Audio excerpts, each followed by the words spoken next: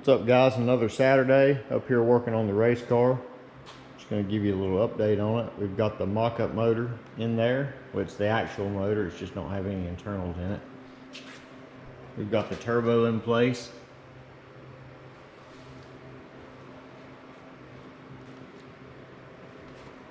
The motor plate that we have on this thing, we actually had cut for it before we decided to do the chassis the way it is now. So it was still a stock frame rail car. As you can see, the bottom of the motor plate was designed to sit on the frame rails. And this is the one we have on our website as well. So after getting the motor in the car, we found out that it's going to sit perfectly on the front of those bars, which we actually mocked up the chassis with another motor plate on the front where these bars would land right in front of the block, but the tall deck block is a little bit, dimensionally bigger. We found out after getting it in the car, so it actually worked out better than we even planned. So what we're going to do is take this motor plate, since it already has the Hast cut out in it. We're going to trim that with these bars and put tabs on the back so it goes at the same angle as the bar. So that worked out good. Also, Ron Shear at Shear Fabrications hooked us up with these sick looking billet header flanges. We're wanting to make this car as nice as possible. The headers will be soon on the list to get done. Let me show you those. Very nice pieces. They're really not that expensive. I think they're like 300 bucks. And for a machine piece, it's really not a bad price. Let's get in here and see.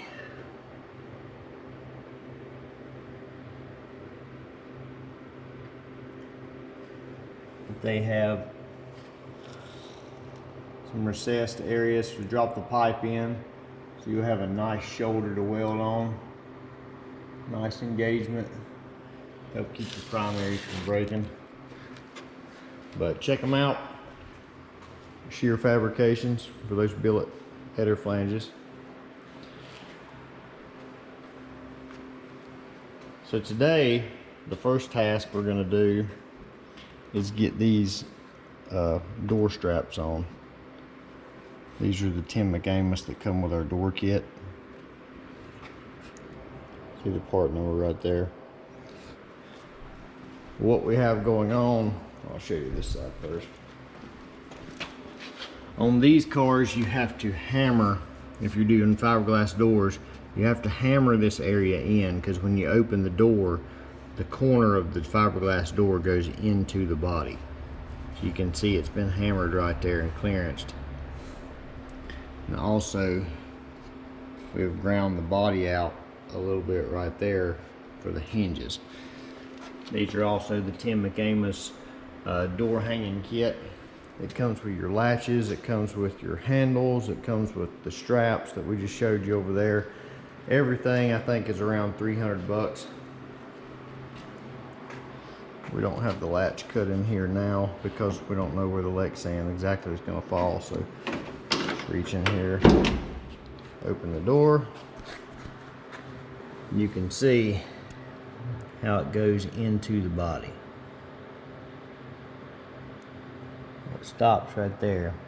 So we want to get our door strap where it holds the door just before touching.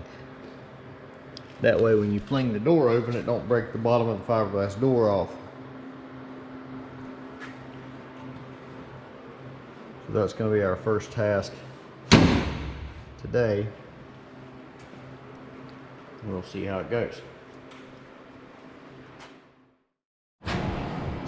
Okay, we just finished our door straps.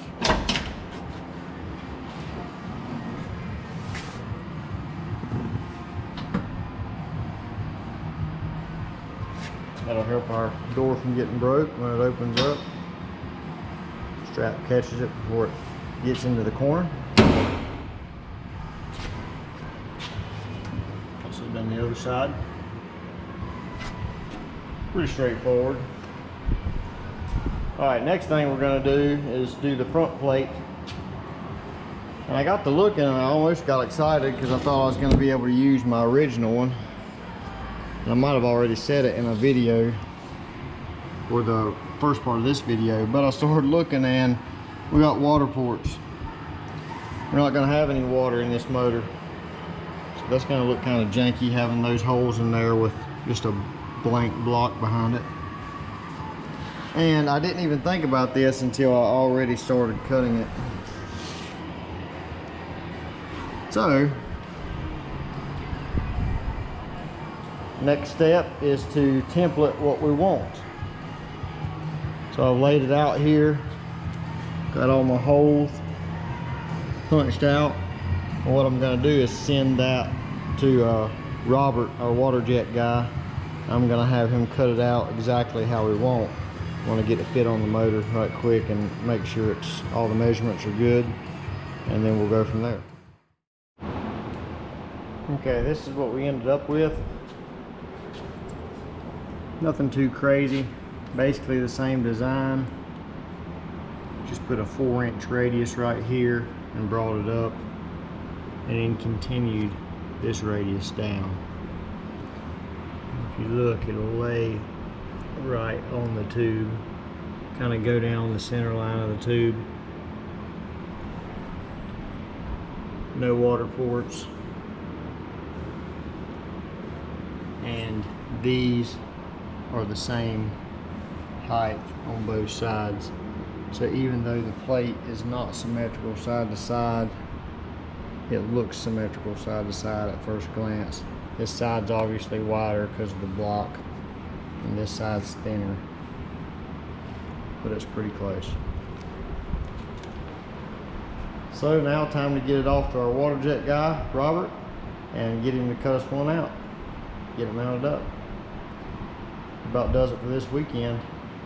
All the time we have to put in on Saturdays is about 3 or 4 hours. So time to get home, mow the yard, do normal stuff. See you next week.